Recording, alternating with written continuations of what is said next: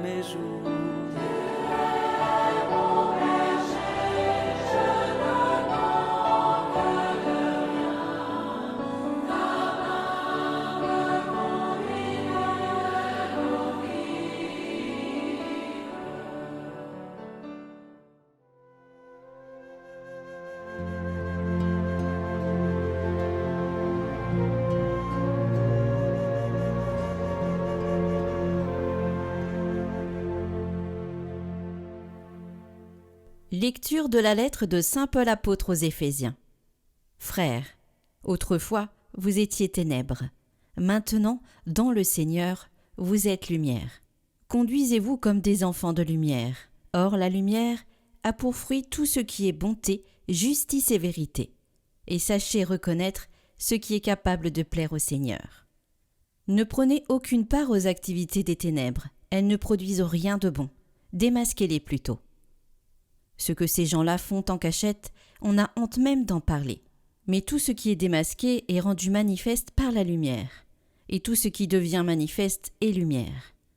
C'est pourquoi l'on dit « Réveille-toi, ô toi qui dors, relève-toi d'entre les morts, et le Christ t'illuminera. »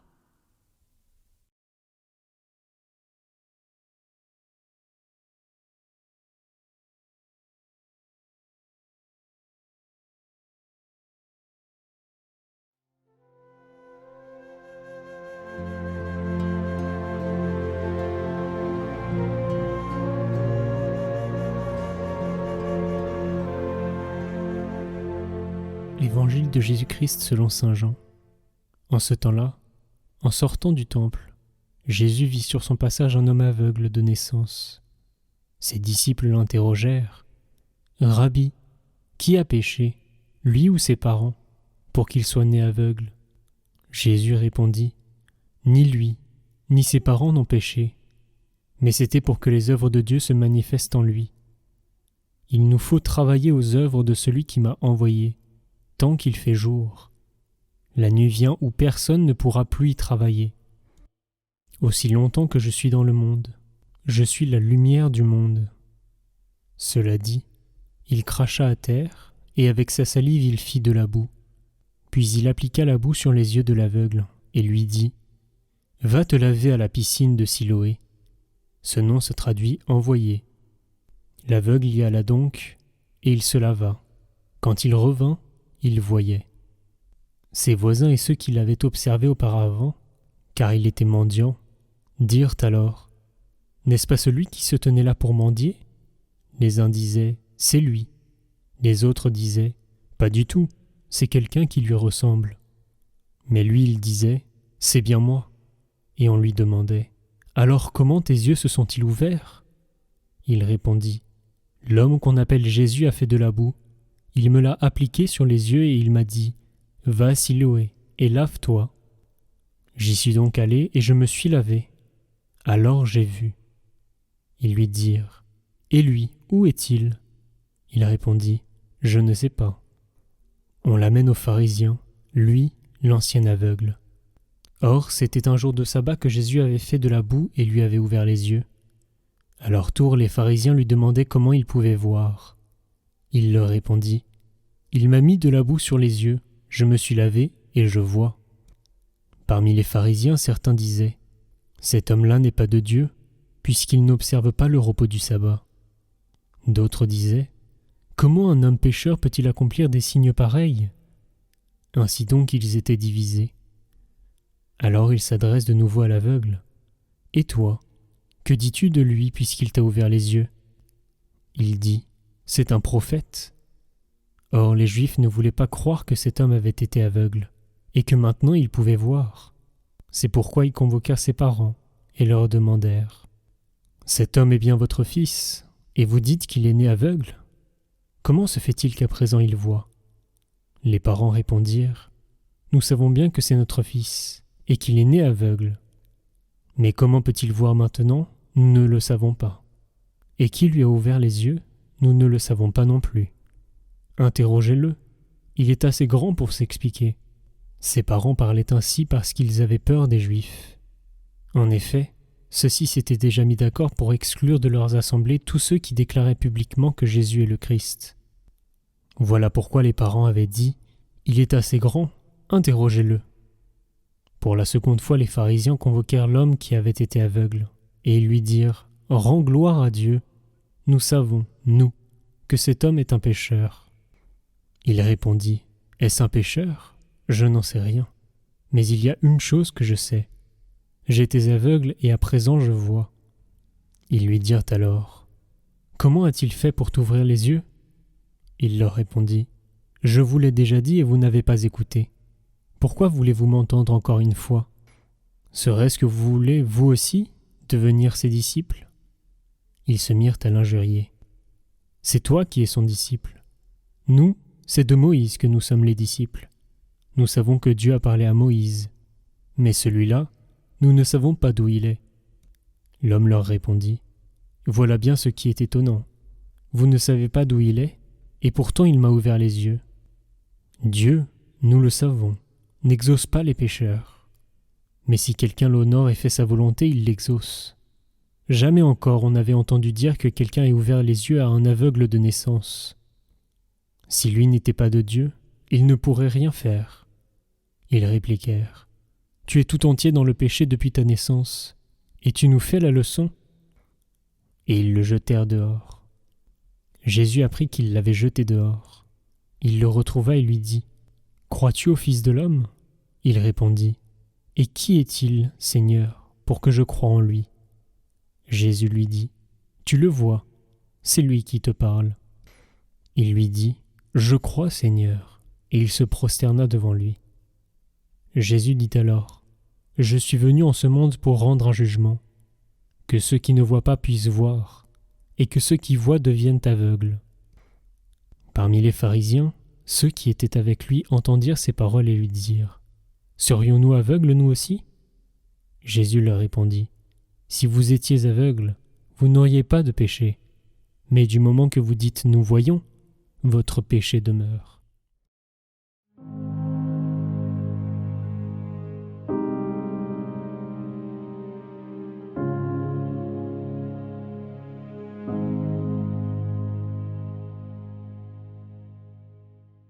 Chers amis de Catogla, nous méditons depuis la semaine dernière sur les promesses de Pâques. Qu'est-ce qui va se passer à Pâques pour les catéchumènes dans les paroisses?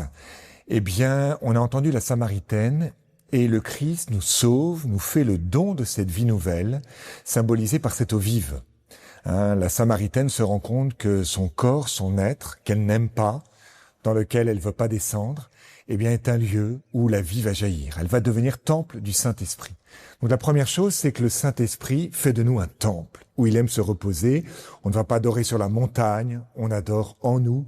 Prier, c'est se reposer en soi pour en rencontrer le Seigneur.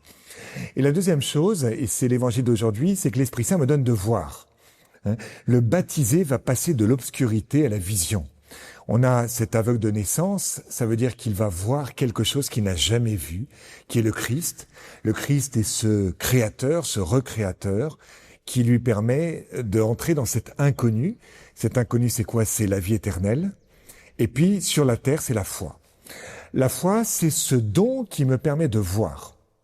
Alors, vous voyez, on ne nous dit rien sur ce que voit l'aveugle, on ne nous dit pas qu'il voit des paysages, vous voyez. Non, en fait, il voit le Christ.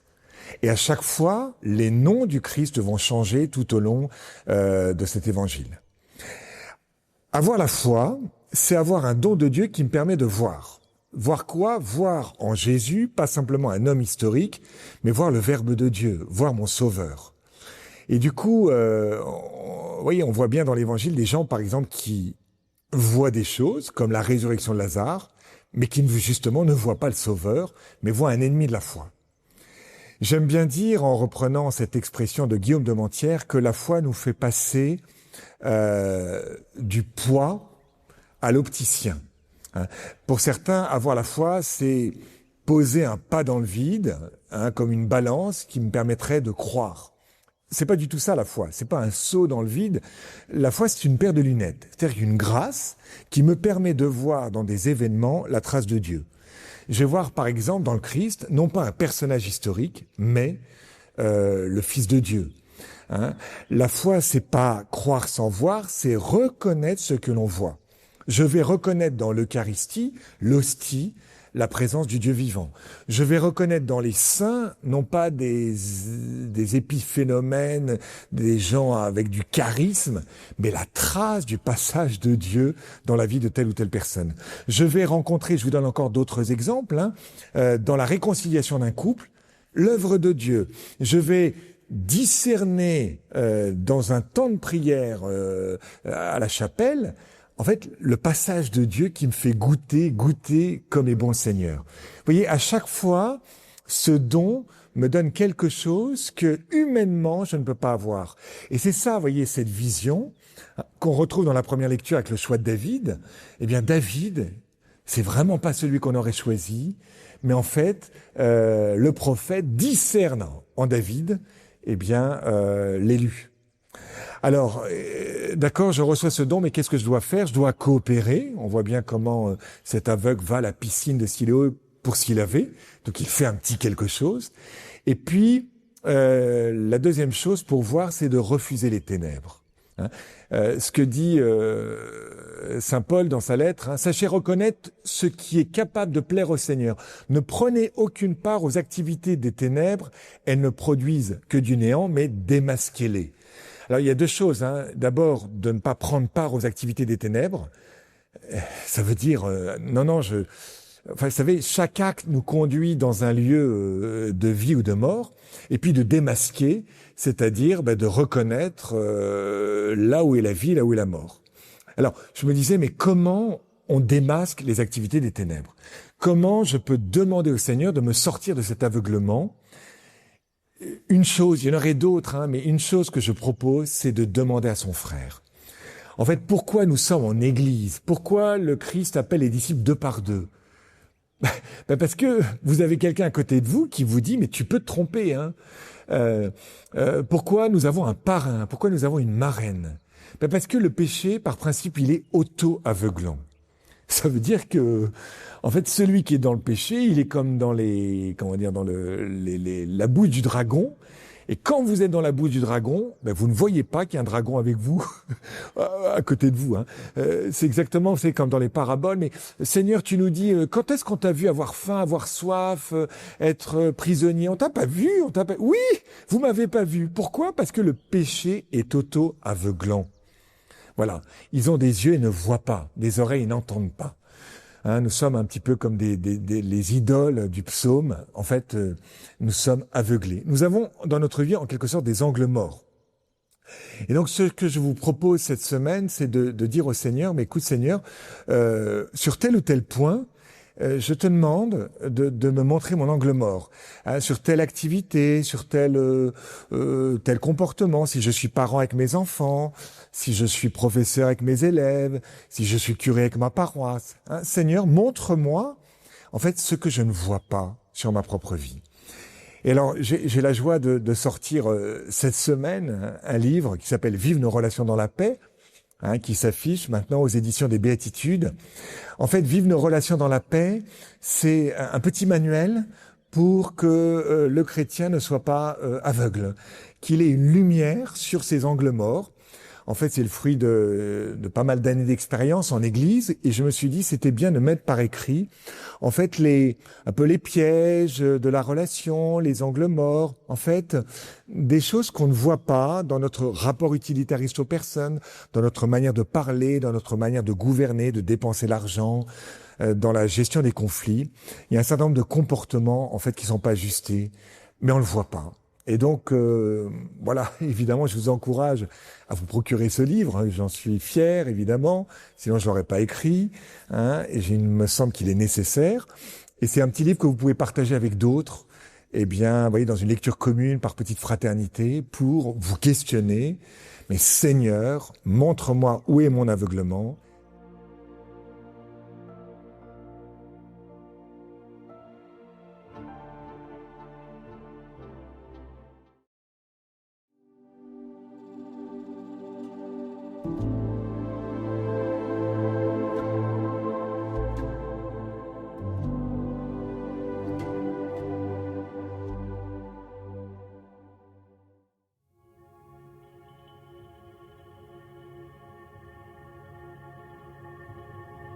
Au nom du Père et du Fils et du Saint-Esprit. Amen. 5e jour de notre neuvaine à Saint Joseph. Saint Joseph, modèle de la vie spirituelle pour apprendre à contempler et servir Dieu. Saint Joseph est le patron de la vie intérieure, il est un guide infiniment précieux dans notre vie de prière, parce qu'il a expérimenté la fidélité de Dieu et y a répondu par sa foi et son obéissance.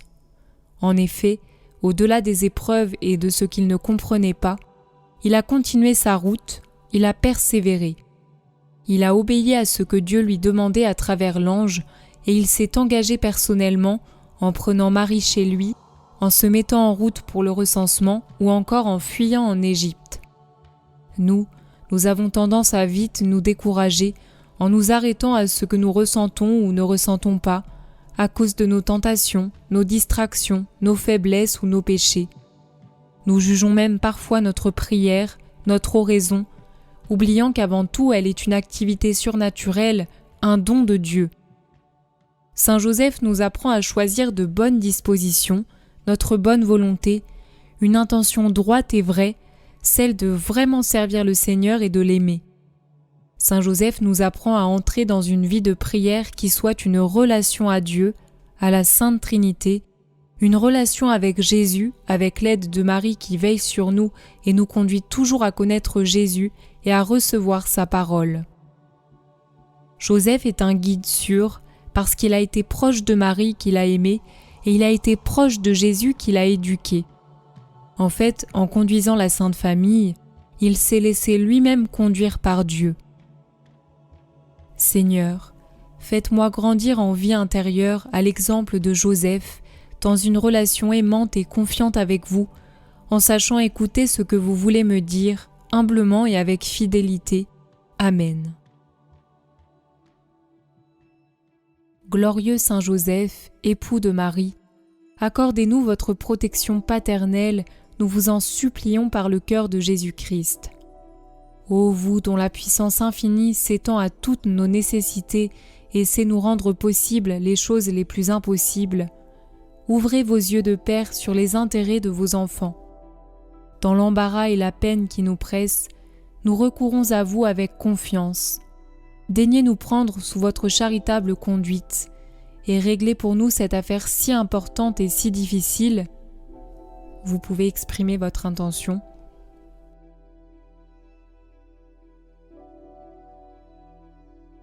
Cause de toutes nos inquiétudes.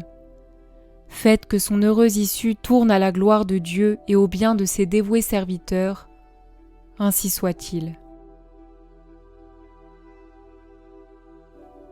Notre Père, qui es aux cieux, que ton nom soit sanctifié, que ton règne vienne, que ta volonté soit faite sur la terre comme au ciel. Donne-nous aujourd'hui notre pain de ce jour. Pardonne-nous nos offenses, comme nous pardonnons aussi à ceux qui nous ont offensés. Et ne nous laisse pas entrer en tentation, mais délivre-nous du mal. Amen. Saint Joseph, priez pour nous.